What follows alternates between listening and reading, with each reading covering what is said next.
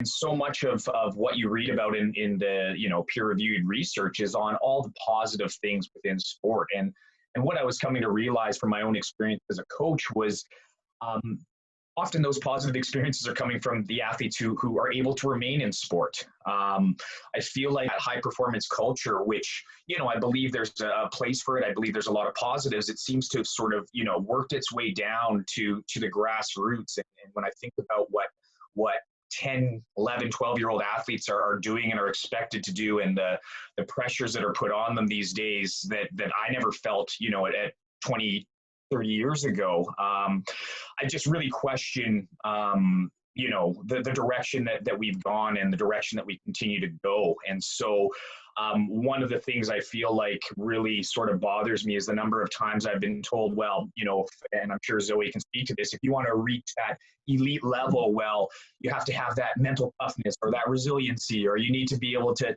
deal with these sorts of things. And so to me, I feel like,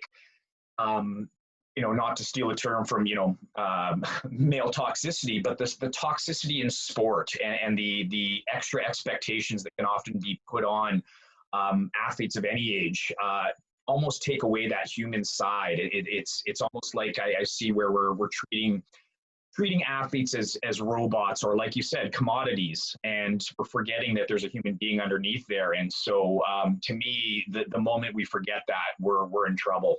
Your observation that the peer review research is, generally positive, I think was really interesting, because how much are the researchers going and looking at those kids who leave sport? Why do they leave sport? It's not a positive experience for anybody, for everybody, rather. For people from marginalized communities, whether that be marginalized geographical communities, or whether that be marginalized First Nations, whether that be LGBTQ, that there are lots of boys and girls, men and women, non-conforming individuals who don't have that experience with sport. They don't feel like they belong, and so they're put out of that. And I think it's you're right. It's not having a caring attitude towards the human. When we realize that less than 1% of the hockey players in this country will become NHL players, less than 2% probably ever go into the CHL or the WHL.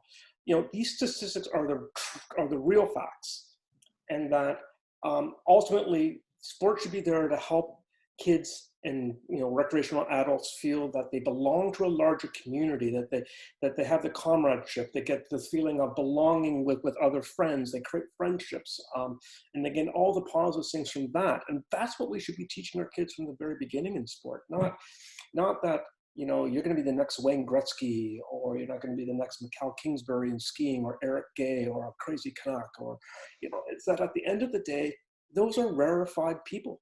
And it's great to have them as role models, and it's great to aspire for that. But I think, particularly the sports system in general, and coaches in particular, and parents especially, need to keep a realistic view on what that is, and particularly when it comes to the marginalized communities.